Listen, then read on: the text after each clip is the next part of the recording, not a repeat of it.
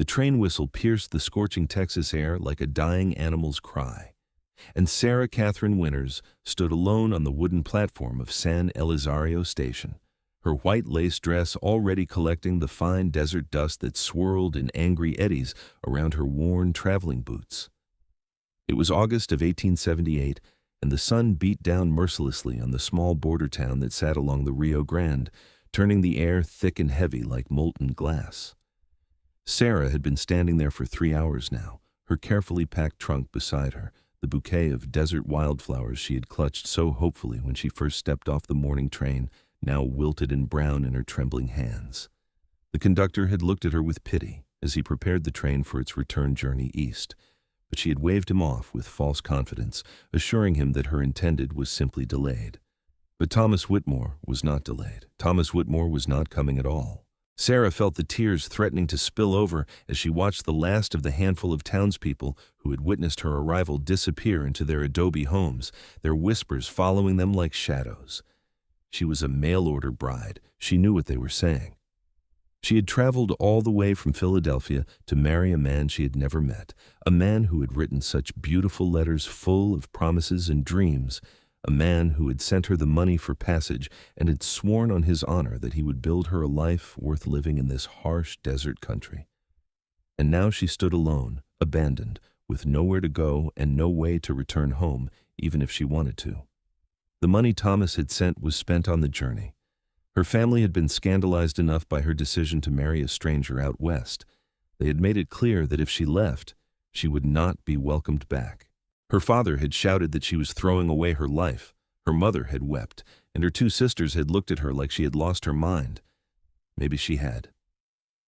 The afternoon sun climbed higher, and Sarah's throat grew dry as bone. She had finished the last of her water an hour ago. The platform offered no shade, and her fair skin was already beginning to burn despite the bonnet she wore.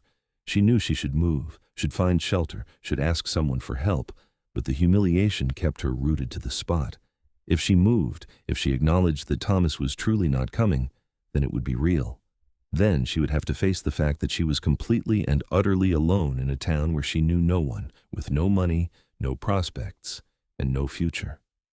The tears finally came then, hot and bitter, tracking through the dust on her cheeks.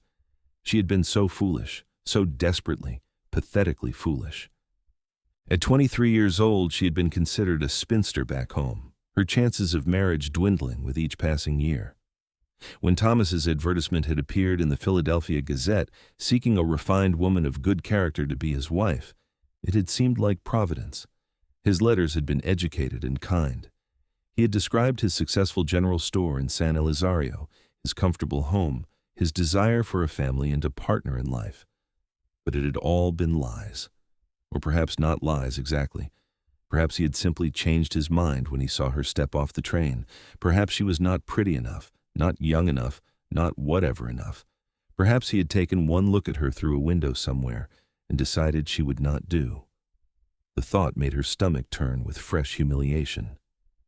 "Miss, you cannot stay here."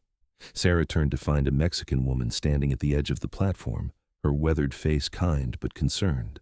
She wore a simple cotton dress and had a basket of vegetables on her hip. "I am waiting for someone," Sarah said, her voice cracking on the words. The woman shook her head slowly. "No, miss, no one is coming. I saw you when the train arrived. That was many hours ago. You need water. You need shade. Come." "I have nowhere to go," Sarah admitted, the words tasting like ash in her mouth. "There is a boarding house. Senora Martinez runs it. Come, I will take you there." Sarah wanted to refuse, wanted to maintain some shred of dignity, but her body was crying out for water and relief from the brutal sun. She nodded mutely and bent to pick up her trunk. It was heavy, packed with everything she owned in the world, and her arms shook with the effort after standing for so long. The woman clicked her tongue and called out in Spanish. A young boy appeared from between 2 buildings and took the trunk with easy strength, hefting it onto his shoulder. Sarah followed them through the dusty streets of San Elizario, noting the mix of adobe buildings and wooden structures, the handful of people who stopped to stare at her fine dress, now ruined with dust and sweat. The boarding house was a 2-story adobe building with a covered porch that offered blessed shade. The woman led her inside, calling out for Senora Martinez. An older woman emerged from the back, wiping her hands on her apron, and the two women spoke rapidly in Spanish while Sarah stood there feeling more lost and alone than she had ever felt in her life. Finally, Senora Martinez turned to her with sympathetic eyes. "You are the bride who was not met, yes? Come, sit. Water first, then we talk." Sarah was led to a simple but clean room and given a pitcher of water that she drank greedily. Her throat felt like sandpaper, and the cool liquid was the most wonderful thing she had ever tasted.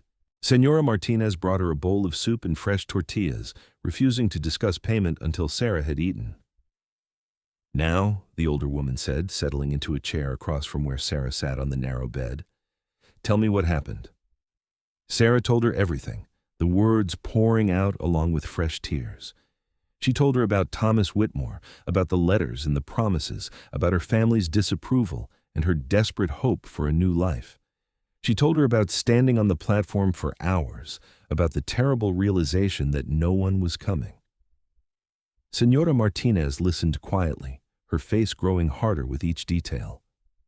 When Sarah finished, the older woman stood and crossed her arms over her chest. "This Thomas Whitmore, I know of him. He runs the general store on the plaza. He's not a good man, this one. He has done this before." Sarah's head snapped up. "What do you mean he has done this before?" 2 years ago, another girl came. From St. Louis, I think. He did not meet her either. She stayed here for a week, then took the train back. And before that, another. He takes their money for passage, yes? Money they send him first to hold, to show good faith? Sarah's blood ran cold. "I sent him $50 6 months ago. He said he needed it to buy furnishings for the house, things for a wife. He is a thief and a coward. He takes money from desperate women and then hides when they arrive. The law does nothing because he says it was a loan or a gift, and it is his word against theirs." The humiliation Sarah had been feeling transformed into burning anger. She had been swindled, tricked, used, and she was not even the first. "Can I stay here?" Sarah asked, her voice steadier now. "I can work. I can help you with the boarding house. I am educated. I can read and write and do figures. I can clean and cook. I will earn my keep until I can figure out what to do next." Senora Martinez studied her for a long moment, then nodded. "You can stay. But the work is hard, and I cannot pay you much. Room and board, and a few dollars when I have them. It is all I can offer." "I accept," Sarah said immediately. "Thank you. Thank you so much." That night, Sarah lay in the narrow bed and stared at the ceiling, listening to the unfamiliar sounds of the desert town settling into darkness. She had come west for a new life, and though it was not the life she had imagined, she was determined to make something of it.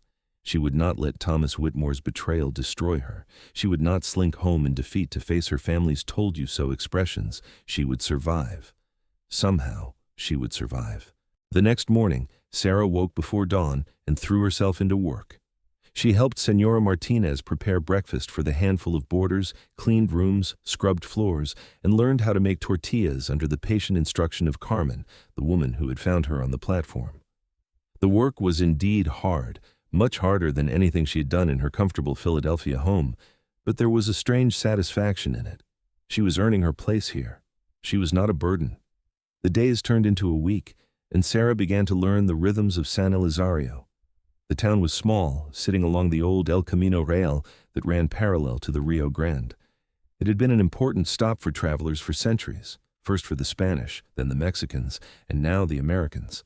The population was mostly Mexican, with a handful of Anglo settlers and merchants. There was tension here, Sarah learned.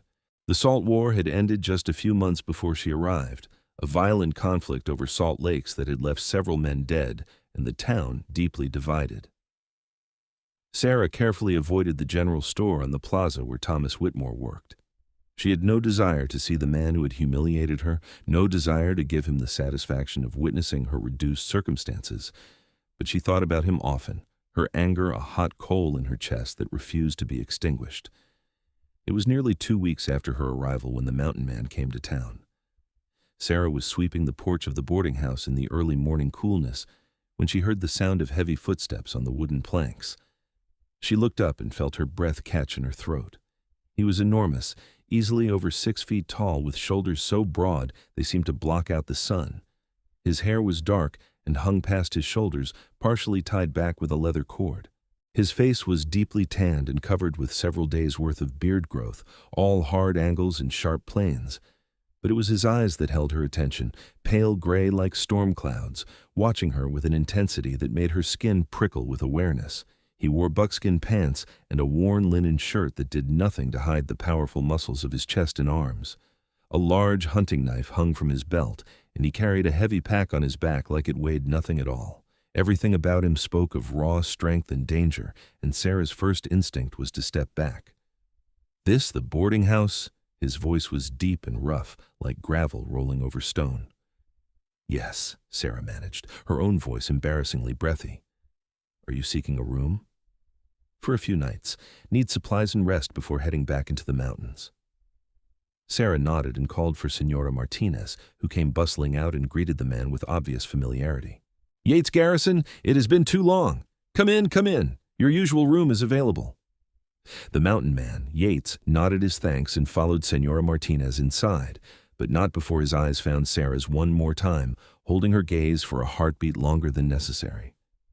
Sarah stood on the porch, her heart beating faster than it should, and wondered who exactly Yates Garrison was, and why the sight of him had made her feel more alive than she had in weeks. Over the next 2 days, Sarah found herself acutely aware of Yates's presence in the boarding house.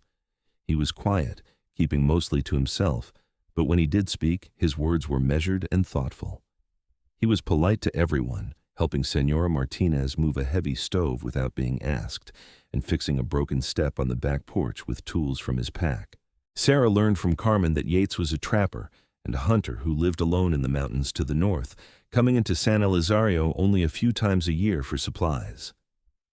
He had been doing this for nearly 10 years since he was 20 years old, and was known as a man of his word who could survive anything the wilderness threw at him. "He is a good man," Carmen said as they prepared dinner together. "Quiet, yes, but good. Not like many of the men here who are all talk and no honor." Sarah thought about Thomas Whitmore and felt her anger flare again. That evening, Sarah was cleaning up after dinner when she found Yates sitting alone on the back porch, staring out at the darkening desert. She hesitated, then brought him a cup of coffee. "Thank you," he said, accepting the cup. His hands were huge, scarred and calloused from hard work, but his touch was gentle. "You're new here." It was not a question, but Sarah answered anyway. "I arrived 2 weeks ago. From back east by the sound of it." "Philadelphia." Yates nodded slowly, sipping his coffee. "Long way to travel." "Yes." He was quiet for a moment, and Sarah turned to go back inside, but his next words stopped her. "I was on the platform that day, when you arrived." Sarah felt her face flush hot with humiliation. "You saw?" "I saw a woman waiting with hope in her eyes, and I saw that hope die as the hours passed." His gray eyes met hers, and there was no judgment in them, only a quiet understanding that made her throat tight. "I am sorry that whoever you were waiting for was fool enough not to come." The kindness in his words, so unexpected from this rough mountain man, made tears spring to her eyes. She blinked them back furiously. "He was not a fool. He was a thief and a liar. But I was the fool for believing him. Believing someone's promises does not make you a fool. It makes you someone with hope. The world needs more of that, not less." Sarah did not know what to say to that, so she simply stood there, looking at this strange man who seemed to see right through her careful walls. "Why did you not help me?" she asked finally, the question coming out before she could stop it. "On the platform, I mean. If you were there, why did you not offer assistance?" Yates's jaw tightened, and he looked back out at the desert. "I'm not a man who is comfortable in town, around people. I thought someone else would help, someone more suited to it. By the time I realized no one was going to, Carmen had already found you. I'm sorry for that. I should have been braver." The admission surprised her. This mountain of a man, who looked like he could fight off a grizzly bear with his bare hands, calling himself a coward for not speaking to a woman in distress. It was strangely endearing. "You are here now," Sarah said softly. "Perhaps that is what matters." His eyes found hers again, and something passed between them, something warm and electric that made Sarah's pulse quicken. Then he nodded once, and she fled back into the house before she could do something foolish, like continue standing there staring at him. That night, Sarah lay in bed and thought about Yates Garrison. There was something about him that called to her, something solid and real in a world that had proven itself full of liars and frauds. He was nothing like the refined men she had known back in Philadelphia, nothing like the fantasy version of Thomas Whitmore she had built up in her mind from his pretty letters. Yates was real, rough and hard and scarred, but real. And that realness was more attractive than any amount of polish could ever be. The next morning, Sarah was surprised to find Yates in the kitchen before dawn, helping Señora Martinez prepare breakfast. His large hands moved with surprising delicacy as he cut vegetables, and he listened with apparent interest as the older woman chattered at him in a mix of English and Spanish. "You do not have to do this," Sarah said as she tied on her apron. "You are a guest." "I do not like being idle," Yates replied simply, "and Señora Martinez was kind enough to teach me some of her cooking years ago. I like to practice when I'm here." The image of this massive mountain man carefully learning to cook Mexican food from a woman half his size made Sarah smile despite herself. It was the first genuine smile she had worn since arriving in San Elizario, and from the way Yates's eyes lingered on her face, he noticed. They worked together in comfortable silence, and Sarah found herself hyper-aware of every time his arm brushed hers in the small kitchen, every time their hands touched as they passed bowls and plates. There was a warmth building in her chest that had nothing to do with the heat of the stove, and everything to do with the quiet man working beside her. After breakfast was served and the boarders had eaten, Yates announced that he needed to go into town for supplies. Sarah was washing dishes when Señora Martinez gave her an appraising look. "You should go with him," the older woman said. "You have not left this house except to hang laundry since you arrived. It is not healthy to hide away." "I am not hiding," Sarah protested weakly. "You are afraid to see the man who shamed you, but hiding gives him power. Go with Yates. He will protect you, and you can hold your head high. Show this town that Sarah Winters is not broken." Sarah wanted to refuse, but she knew Señora Martinez was right. She could not hide forever, and the thought of facing the town with Yates Garrison at her side made the prospect less terrifying. She found him on the front porch, checking his supply list. "May I accompany you? I need some things, and Señora Martinez suggested I should go." Yates looked at her for a long moment, and she had the distinct impression that he understood exactly what this request meant, what it cost her to ask. "I would be glad for the company." They walked through the dusty streets of San Elizario side by side, and Sarah noticed how people's eyes followed them, or more accurately, how people's eyes followed Yates with a mixture of respect and wariness, and how that protective bubble extended to include her. She realized with a start that by walking with him, she was claiming his protection, and the town was recognizing it. The thought should have made her uncomfortable, but instead it made her feel safe for the first time since she had arrived. They went to the dry goods store first, a small establishment run by a friendly Anglo man named Mr. Peterson, who greeted Yates warmly and treated Sarah with courteous respect. Then they visited the general store in the plaza, and Sarah's steps faltered as she realized this was Thomas Whitmore's store. Yates noticed immediately. "We can go elsewhere." "No," Sarah said, lifting her chin. "No, I will not give him that satisfaction." She pushed through the door before her courage could fail and found herself in a well-stocked but slightly shabby store. A thin man with pale hair and a weak chin stood behind the counter, and when he saw Sarah, his face went white. "Miss Winters?" Thomas Whitmore stammered. I can explain." "There is nothing to explain," Sarah said, her voice cold and steady even though her hands were shaking. "You are a thief and a liar, Mr. Whitmore. You took my money and you abandoned me.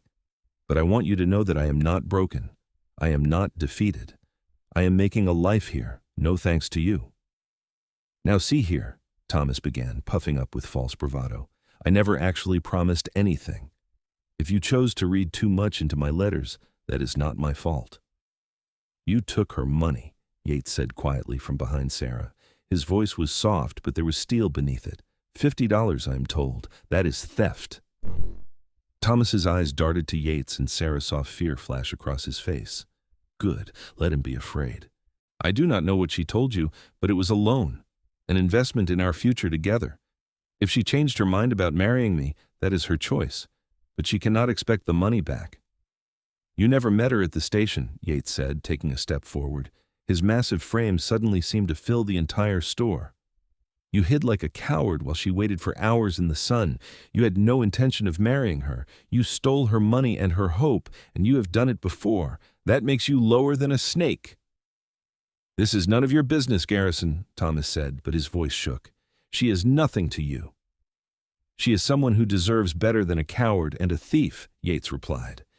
And if I hear that you have spoken ill of her or tried this scheme on anyone else, I will come back down from my mountains and we will have a conversation you will not enjoy. Do you understand me? Thomas nodded quickly, all his bluster gone. Sarah felt a fierce satisfaction watching him cower. She turned on her heel and walked out of the store, her head held high.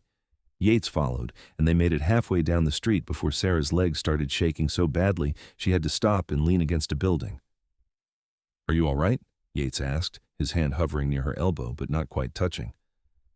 That was terrifying, Sarah admitted with a shaky laugh, but also wonderful. Did you see his face? He was scared of you.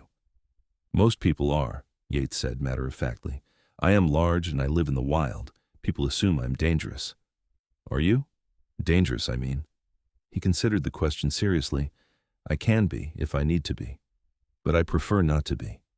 Violence should be a last resort, not a first choice. Sarah looked at him, this gentle giant who had just threatened a man on her behalf without raising his voice or his fist, and felt something shift in her chest, something warm and bright and terrifying. Thank you, she said quietly, for standing with me, for making me feel less alone. You do not have to be alone, Yates said, and the weight of his gray eyes on hers made her breath catch. Not if you do not want to be.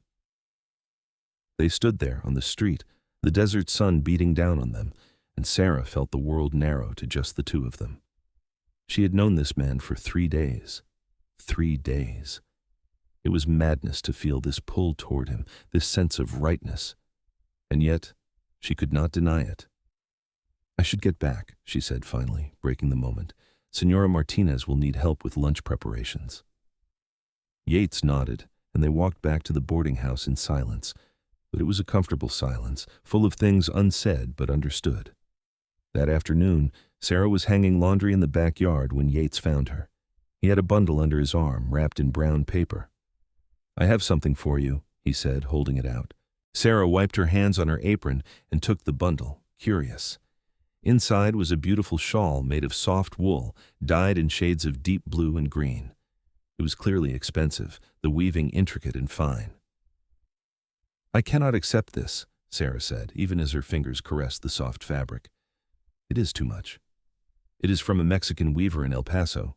I have had it for over a year, meaning to sell it, but I never found the right buyer. It should be yours. The colors match your eyes. Sarah looked up at him, startled.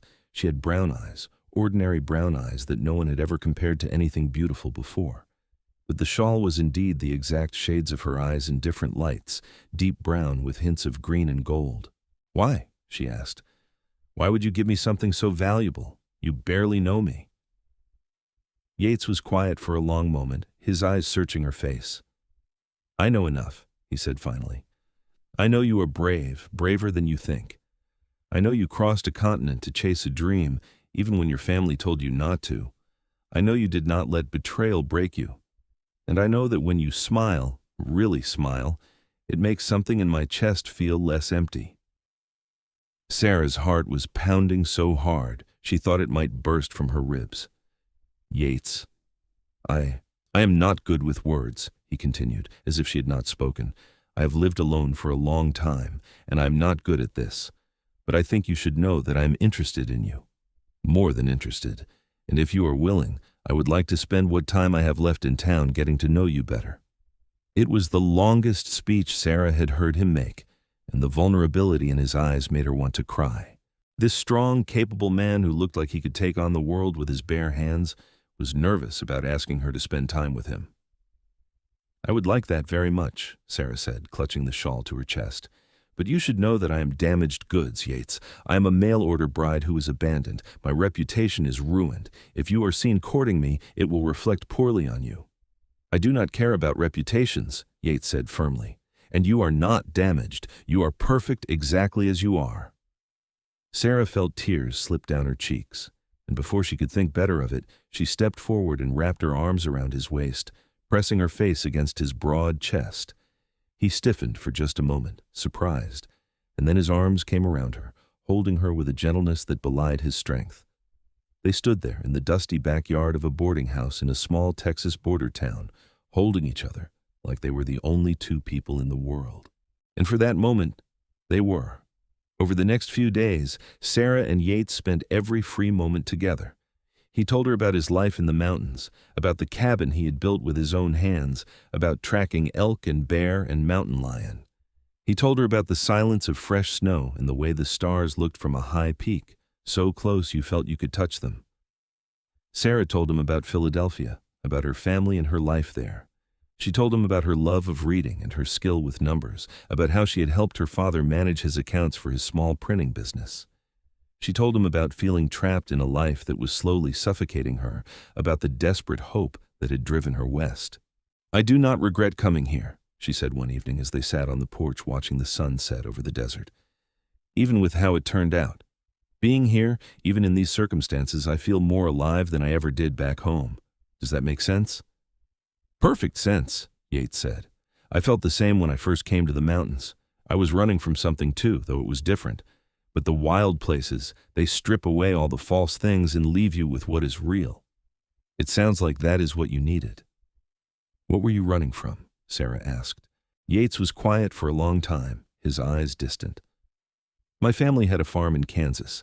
I was the youngest of 5 boys. When my parents died of fever, my oldest brother inherited everything.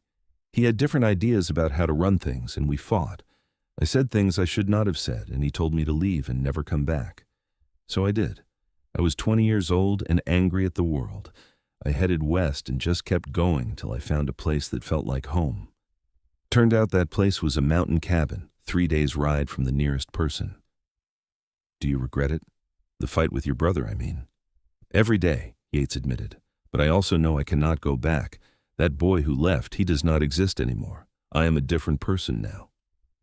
Sarah reached out and took his hand, lacing her fingers through his. His hand was huge and scarred, but it held hers with perfect gentleness. "Maybe that's not a bad thing. Being different, I mean. Maybe we become who we are meant to be through the hard things." Yates looked down at their joined hands, then up at her face. In the fading light, his gray eyes looked almost silver. "I have never met anyone like you, Sarah Winters." "Is that a good thing?" she asked with a small smile. "The best thing," he said, and then he leaned down and kissed her. It was a gentle kiss, soft and questioning, giving her every opportunity to pull away. But Sarah did not want to pull away. She leaned into him, her free hand coming up to rest against his chest where she could feel his heart beating as fast as her own. The kiss deepened, and Sarah felt heat spread through her body like wildfire. When they finally broke apart, both breathing hard, Yates rested his forehead against hers. "I am leaving tomorrow," he said quietly. "I have to get back to my trap lines before the weather turns, but I want you to know that I am coming back. In the spring, I will come back for you." Sarah's heart clenched. She had known this was coming, had known he could not stay in town indefinitely, but the reality of it still hurt. Spring is months away. "I know, and I know it is not fair to ask you to wait. You have already waited once for a man who did not deserve you. But Sarah, I swear to you, I will come back. And when I do, if you will have me, I want to marry you. Not because of an advertisement or letters or any false promises, but because you are the first person in 10 years who has made me want to leave my mountains. You make me want to build a life with someone again. You make me want to try." Sarah felt tears streaming down her face. "I will wait," she said. "But Yates, how will you survive the winter alone? What if something happens to you? What if you get hurt or sick?" "I have survived 10 winters," he said gently, wiping away her tears with his thumb. "I will survive this one. And in the spring, I will come down that mountain, and I will marry you, if you will have me. I promise." "I will have you," Sarah said fiercely. "Of course I will have you. But promise me you will be careful. Promise me you will come back." "I promise," he said, and kissed her again. That night, Sarah barely slept. In the morning, she helped Yates pack his supplies, trying not to cry as she watched him prepare to leave. Senora Martinez pressed food into his hands and made him promise to be safe. Carmen hugged him and told him to take care of himself. And Sarah stood on the porch and tried to memorize every detail of his face. "I will write you," he said as he shouldered his heavy pack.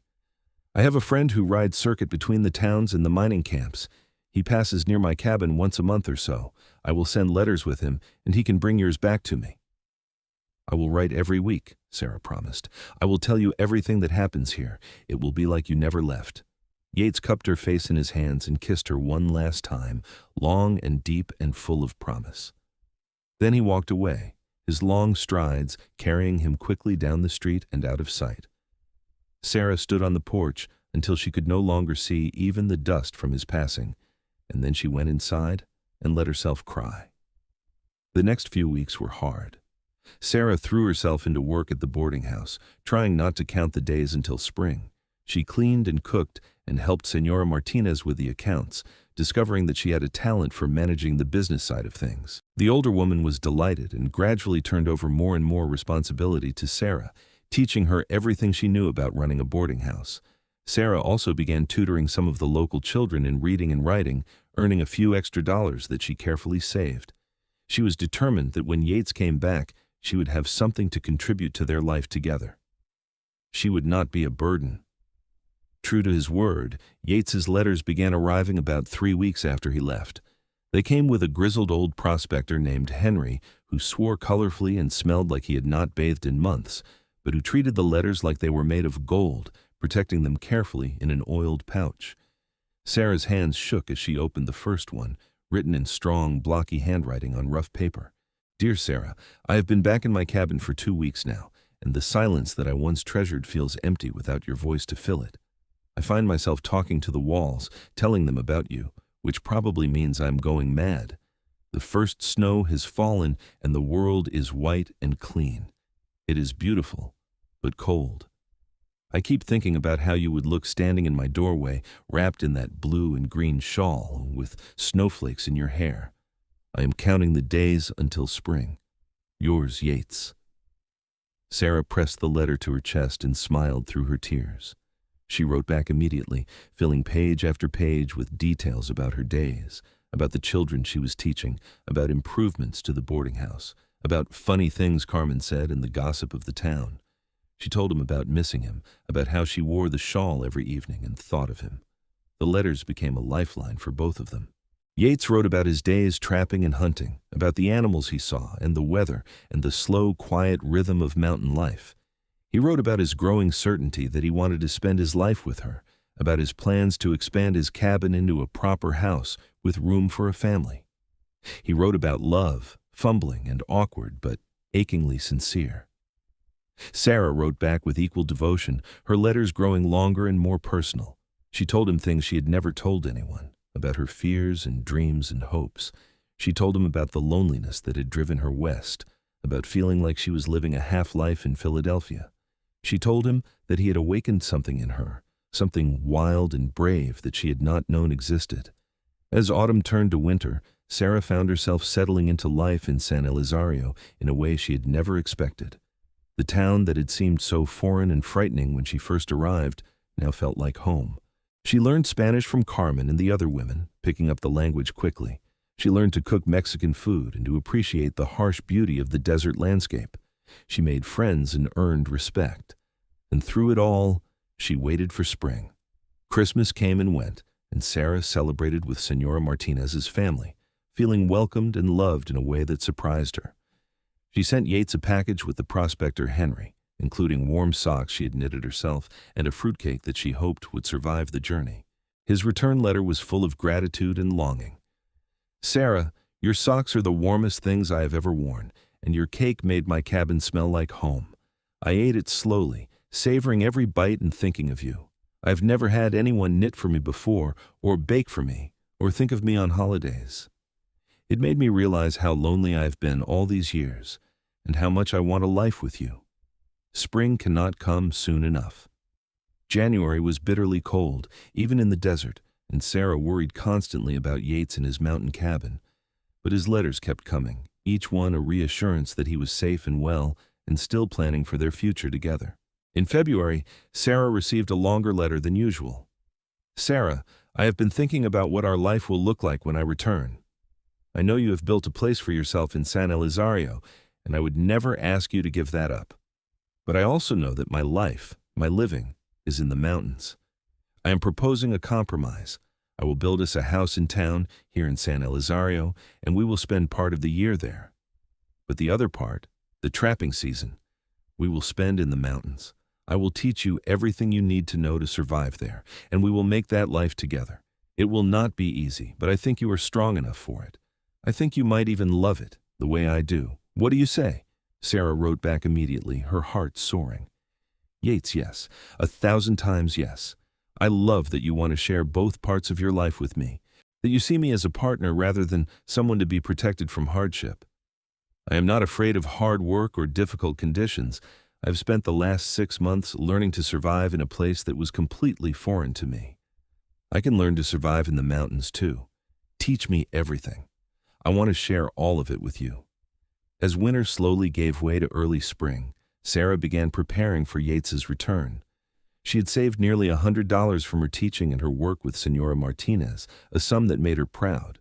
She bought fabric and began sewing new clothes, practical things suitable for mountain life. She bought boots and a heavy coat and a wide-brimmed hat. She also began asking questions of anyone who had experience with mountain living. Henry the prospector was particularly helpful, giving her advice on everything from avoiding bears to purifying water. She took notes and studied them like she was preparing for an examination. In late March, Henry arrived with the news that the snow in the high country was beginning to melt. He will be down within the month, the old prospector said with a gap-toothed grin.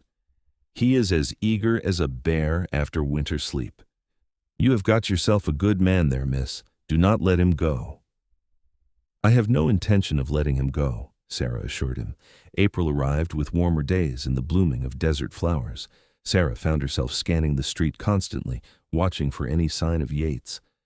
Senora Martinez teased her gently about her distraction, but Sarah could not help it. Every day that passed felt like a year. And then, on a beautiful morning in mid-April, nearly 7 months after he had left, Yates Garrison walked back into San Elizario. Sarah was on the porch when she saw him, and she did not even think before she was running, her skirts hiked up, propriety forgotten. He dropped his pack and caught her as she launched herself at him, his strong arms wrapping around her and lifting her off her feet.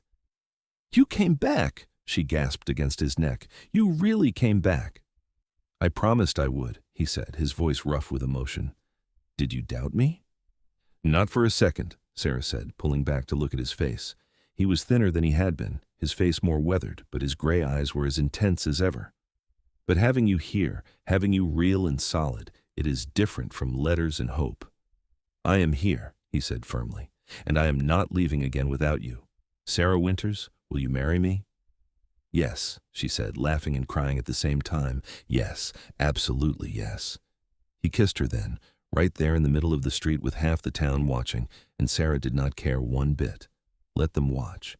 Let them see that she was loved and wanted and valued. They were married 3 days later in a simple ceremony at the small Catholic church, with Senora Martinez and Carmen as witnesses and half the town in attendance. Sarah wore a simple blue dress that matched her shawl, and Yates wore new buckskins that made him look like some wild mountain god come down to claim his bride.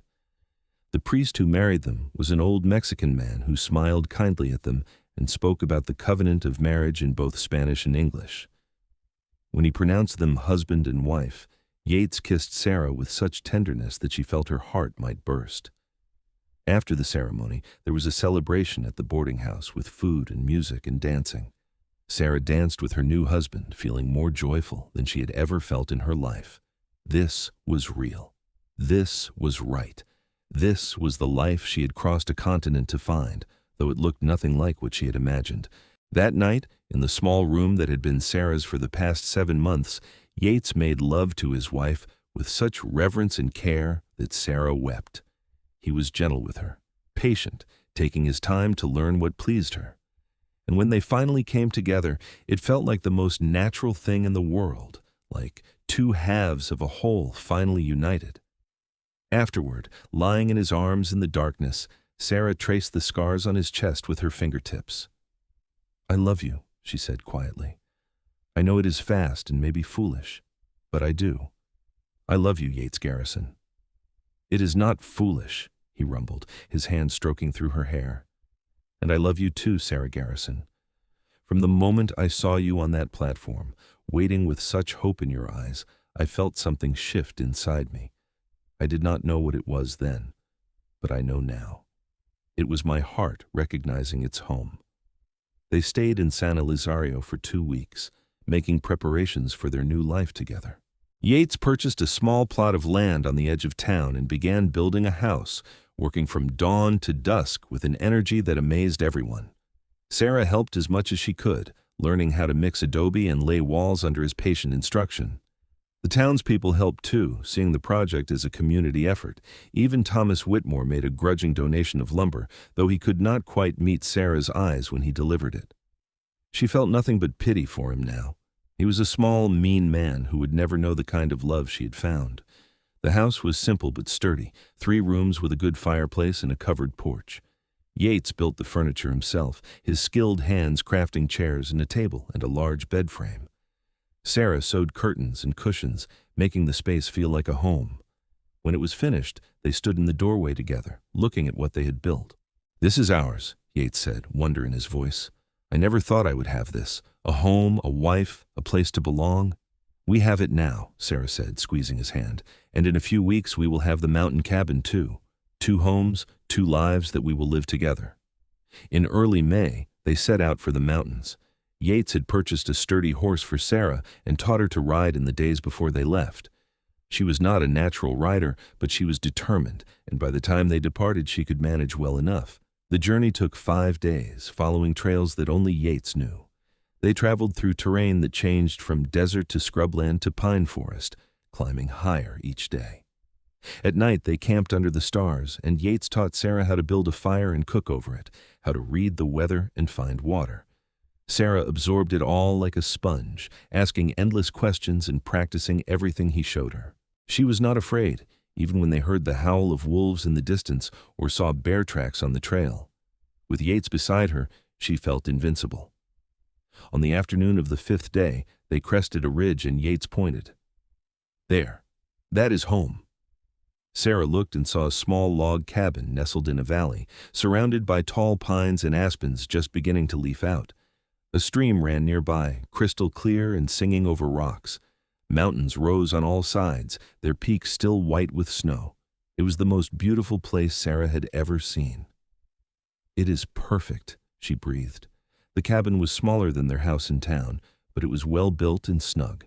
Inside, there was a single room with a fireplace, a bed, a table, and shelves for supplies. It was sparse, but Sarah could see the potential.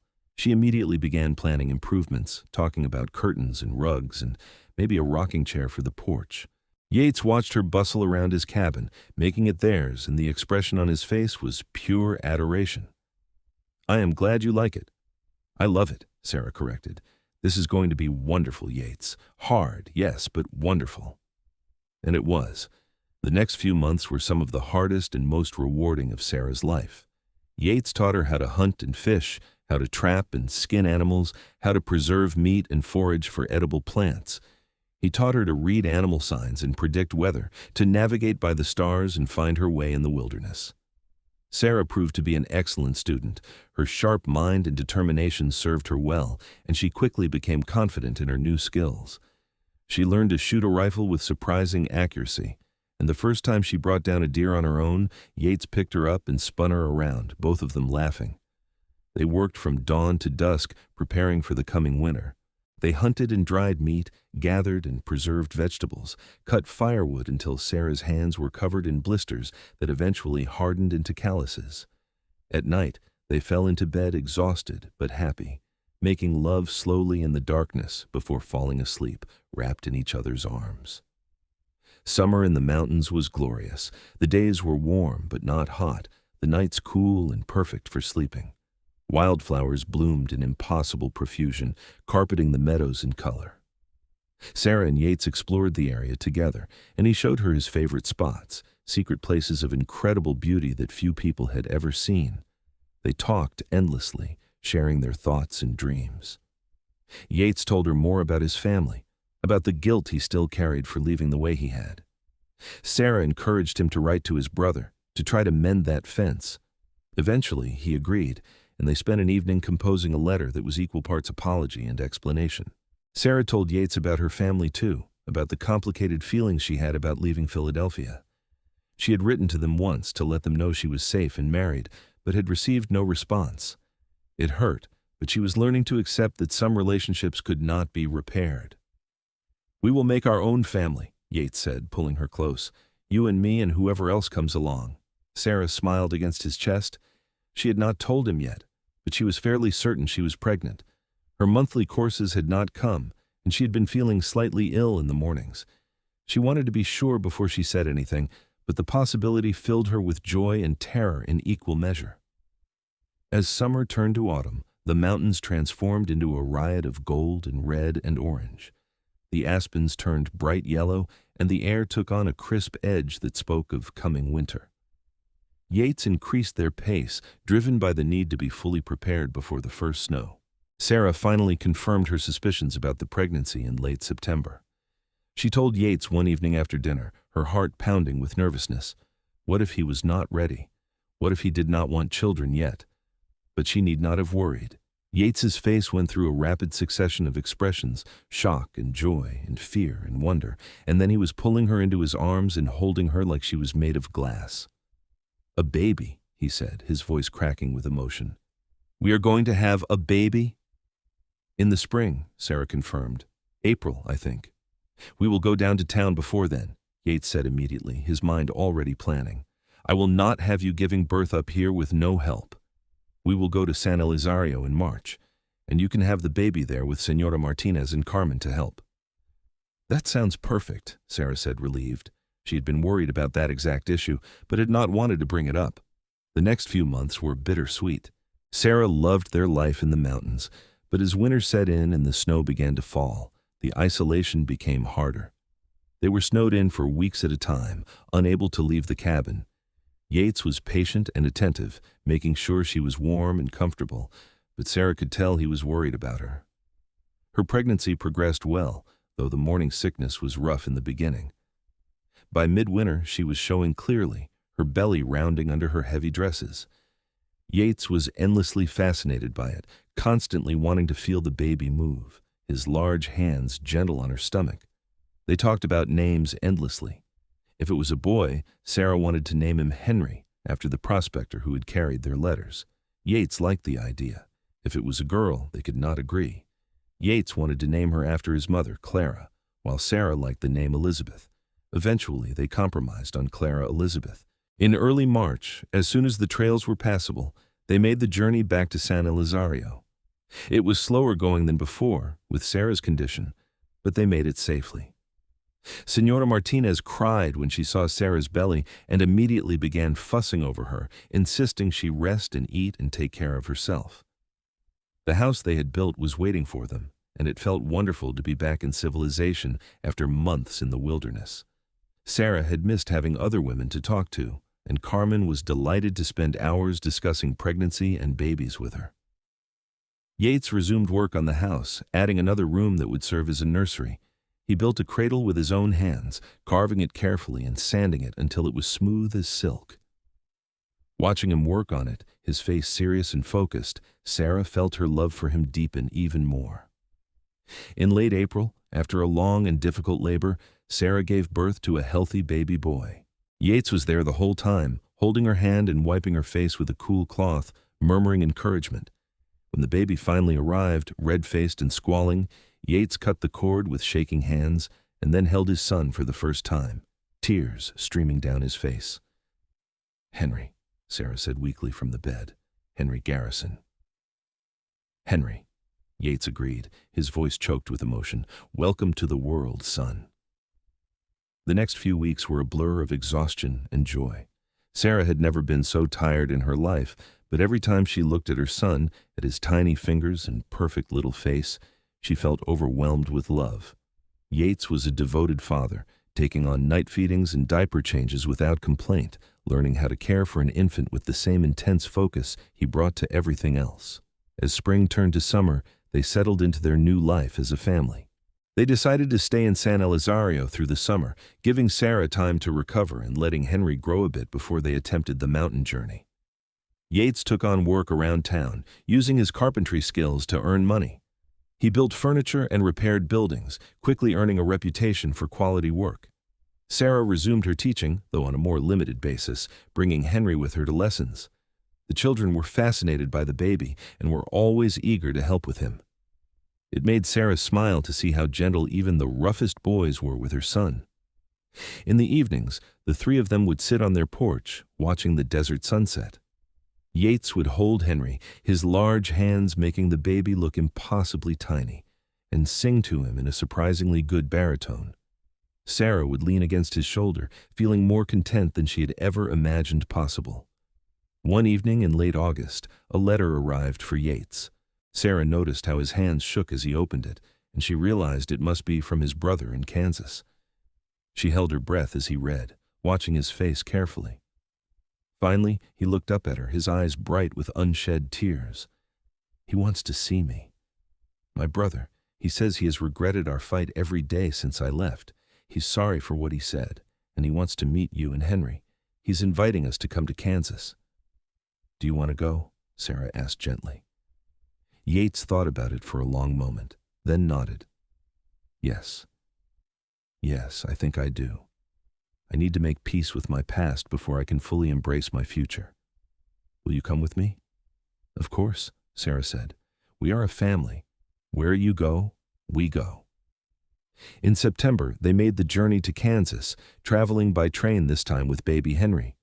It was Sarah's first time on a train since that fateful day when she had arrived in San Elizario, and she found herself thinking about how much had changed. She had been alone then, frightened and abandoned. Now she had a husband who loved her, a beautiful son, and a life full of purpose and joy. Yates' brother, Jacob, met them at the station in Topeka. He was older than Yates, with the same broad shoulders and gray eyes, though his hair was lighter. The two brothers stared at each other for a long moment, years of pain and regret hanging between them, and then they embraced fiercely. "I am sorry," Jacob said, his voice rough. "I was a fool and a prideful ass, and I have missed you every day." "I am sorry, too," Yates replied. "I said things I did not mean, and I should have stayed and worked it out instead of running. You were young. We were both young and stupid. But you are here now, and that is what matters." They spent a week on the family farm, and Sarah watched as Yates reconnected with his past. Jacob had married and had 3 children, and they welcomed Yates and his family with open arms. The children were delighted with their new uncle and aunt, and with baby Henry. As they prepared to leave, Jacob pulled Yates aside for a private conversation. Sarah watched from a distance, seeing the earnest expressions on both their faces. When Yates returned to her, he looked lighter somehow, as if a weight had been lifted from his shoulders.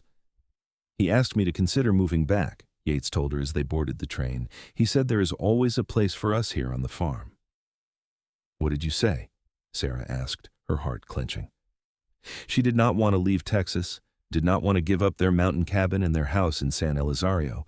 "I told him thank you, but no, this is not my home anymore. My home is wherever you and Henry are, and right now, that is Texas." Sarah kissed him, not caring that they were in public, relief flooding through her. "I love you so much."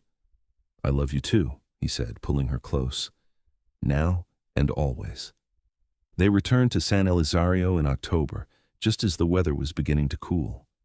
They spent the winter in their house in town, with Yates continuing his carpentry work and Sarah teaching and caring for Henry. The baby was growing fast, becoming more alert and interactive every day. His first smile had been for his father, and Yates had been insufferably proud about it for days. In the spring, when Henry was a year old, they finally made the journey back to the mountain cabin. It was harder with a baby, but Yates had built a special carrier that allowed Sarah to strap Henry to her chest while she rode. The little boy seemed to love the motion and the new sights, his eyes wide with wonder. The cabin was just as they had left it, and Sarah felt a rush of homecoming as they approached. They settled in quickly, falling back into the rhythms of mountain life. Henry adapted well, seeming to thrive in the fresh air and quiet. He was walking now, toddling around on chubby legs, and Yates' baby proofed the cabin with characteristic thoroughness. The years passed in a pattern that suited them perfectly. Summers and autumns in the mountains, winters and springs in San Elizario. Their family grew, with a daughter, Clara Elizabeth, born 2 years after Henry, and another son, Thomas, born 2 years after that. The house in town was expanded to accommodate their growing family, and the mountain cabin was improved as well, with an addition that gave them more space. Sarah never regretted her decision to leave Philadelphia to take that chance on a man who turned out to be a liar. Because that chance, that leap of faith, had led her to Yates. It had led her to a life she loved, full of hard work and joy and deep, abiding love. On their 10th wedding anniversary, Yates took Sarah to a high meadow near their cabin, a place where wildflowers bloomed in incredible profusion. They stood there together, looking out over the mountains they had come to love, their 3 children playing nearby. "Do you remember that day on the platform?" Yates asked, pulling her close. "When you were waiting and no one came?" "I remember," Sarah said. "I was so scared and angry and humiliated. I felt like my life was over." "I almost did not approach you that day at the boarding house," Yates admitted. "I told myself you would want nothing to do with a mountain man like me, that you deserved better. But then I realized that I would regret it forever if I did not at least try." "I'm glad you tried," Sarah said, turning to face him. "You saved me that day, Yates, not by rescuing me from the platform, but by showing me that I was worth loving, that I was strong enough to build a new life. You gave me everything I ever wanted, even though I did not know what I wanted until I found you." "You saved me too," Yates said seriously. "I was so lonely before I met you. I had convinced myself that I preferred being alone, that I did not need anyone. But you showed me what I was missing. You gave me a family, Sarah. You gave me a home. You gave me a reason to come down from my mountains and be part of the world again." They kissed as the sun set over the mountains, their children's laughter echoing in the meadow. And Sarah thought about that girl on the platform, waiting with hope in her eyes for a man who never came. She thought about the mountain man who had finally approached her, shy and uncertain, but true. Some would say it was fate. Some would say it was luck. Sarah did not know what to call it, but she knew it was real. The love she had found, the life she had built, the family that surrounded her, it was all real and true and worth every hard moment. No one had come for the bride waiting alone on the platform that hot August day in 1878. But in the end, the right person had come, the person she was meant to find, and that had made all the difference. Years continued to unfold with a gentle rhythm. Henry grew into a strong young man who loved the mountains as much as his father did, learning everything Yates could teach him about trapping and hunting and surviving in the wilderness. Clara was quieter, more like Sarah, with a sharp mind and a love of books. She attended the school in San Elizario and talked about maybe becoming a teacher herself one day. Thomas was still young, but he showed signs of having the best qualities of both his parents, with Yates's strength and Sarah's quick wit. Sarah's teaching had evolved into running a small school in San Elizario, with Senora Martinez's boarding house expanding to include a schoolroom. She taught children from all over the area, both Anglo and Mexican, believing strongly that education was the key to a better future. Yates supported her fully, even building desks and bookshelves for the school with his own hands. They had heard years ago that Thomas Whitmore had left San Elizario in disgrace after attempting his mail-order bride scheme one too many times. The last bride he had tried to cheat had had a brother who was a U.S. Marshal, and Thomas had left town one step ahead of legal trouble. Sarah felt no satisfaction in his downfall, only a distant sadness that he had never learned to be a better person.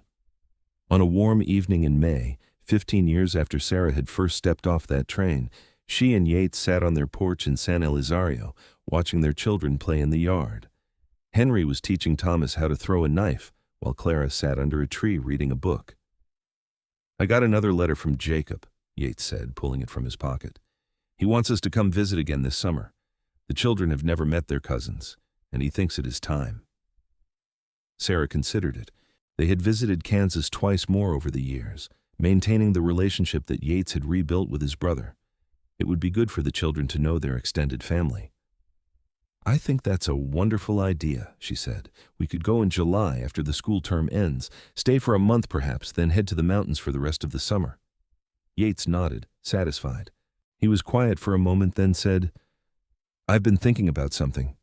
Henry is 18 now, nearly a man. He's been talking about wanting to spend more time in the mountains, maybe building his own cabin nearby. I think he's ready." Sarah felt her heart clench at the thought of her firstborn leaving, even though she had known this day would come. "He's still so young." "He's the same age I was when I went to the mountains," Yates reminded her gently. "And he's more prepared than I was. I have taught him everything I know. He will be safe."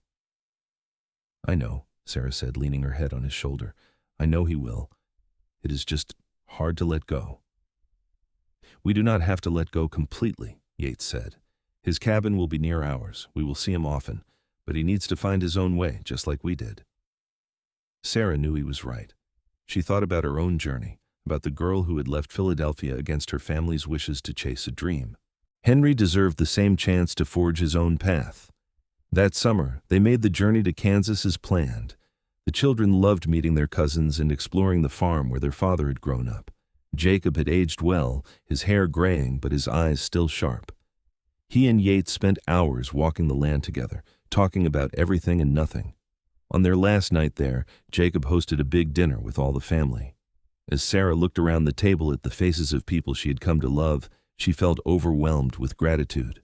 She had built this, she and Yates together.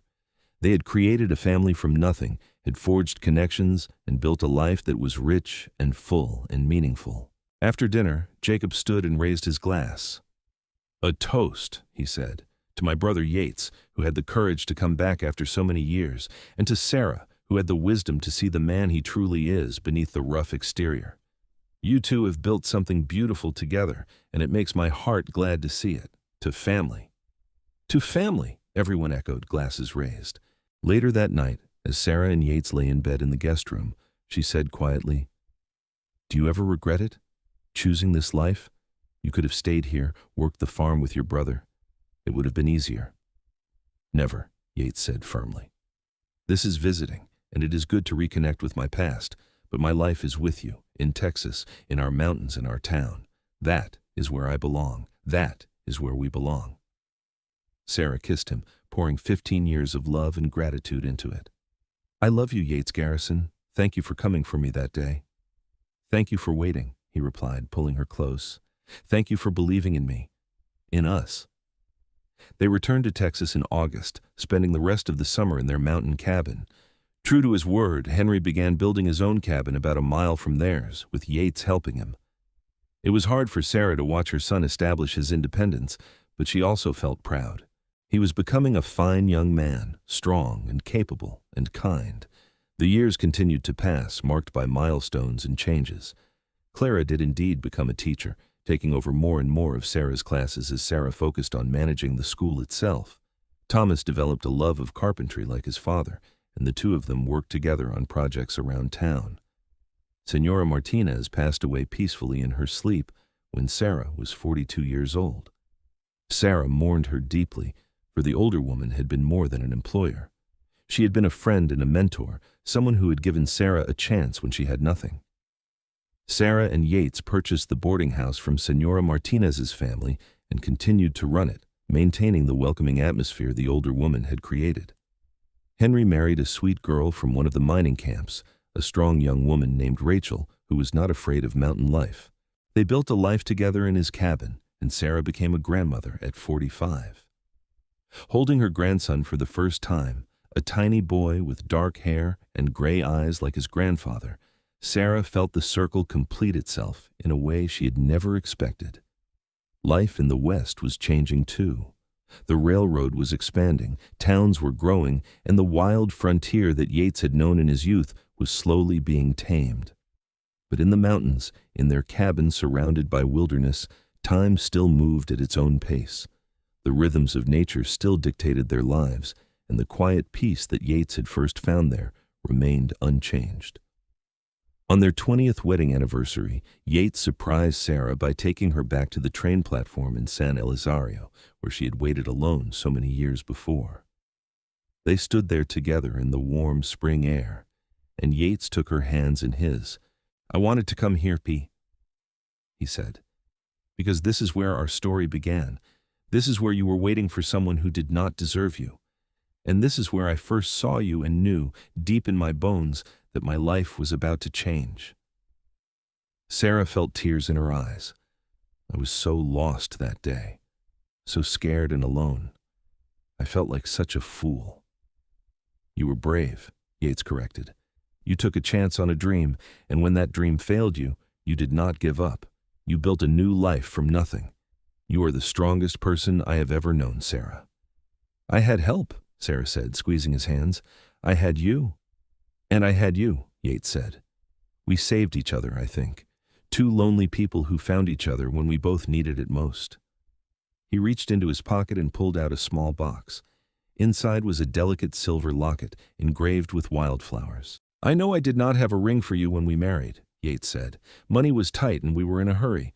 But I wanted you to have something that showed how much you mean to me, how much you have always meant to me." Sarah opened the locket and found two tiny photographs inside. One of Yates on their wedding day, young and fierce and full of love. One of her, holding baby Henry, smiling with such joy it took her breath away to see it. "It is perfect," she whispered. "Thank you." They stood on the platform where their story began, holding each other as the afternoon sun warmed their faces. And Sarah thought about how strange and wonderful life could be, how the worst day of your life could lead to the best days, how being abandoned could lead to being found. No one had come for the bride that day, but someone had come eventually, the right someone, the only someone who mattered. And that had made all the difference. As the sun set over San Elizario, painting the desert sky in shades of gold and crimson, Yates and Sarah Garrison walked home hand in hand, their love as strong and true as it had been on the day they married. Behind them, the train whistle blew, and Sarah did not even flinch. That scared, desperate girl was long gone, replaced by a woman who knew exactly who she was and where she belonged. She belonged here, in this small Texas town on the edge of the frontier. She belonged in the mountains with the man she loved. She belonged to this life they had built together, this family they had created, this love that had sustained them through 20 years of joy and hardship.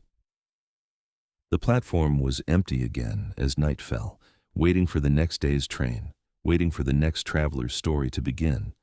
But Sarah's story was no longer one of waiting. It was one of living, fully and completely, every single day. And it was a story with the happiest of endings.